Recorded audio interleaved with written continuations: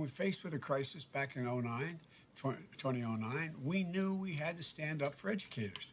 So when the president asked me to oversee that Recovery Act, over $800 billion, we allocated $60 billion, then $60 billion, to local school districts and saved 400,000 education jobs. Yes, you did.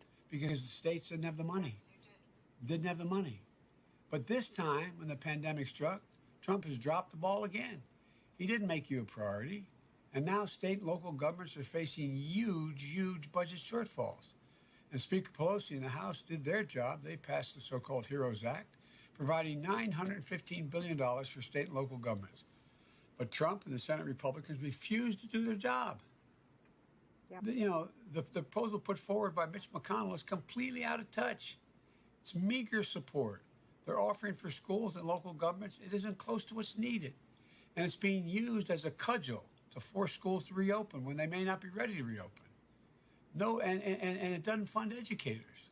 This isn't a game. Right. We've lost more than 900,000 education jobs since the pandemic started due to the budget cuts. That's absolutely unacceptable. 2 weeks ago, I put out my roadmap for opening our schools. Another plan I hope the president would at least listen to. It's a plan driven by science. But Donald Trump may contend to continue to move and force educators and students back into the classroom without a plan to keep them safe.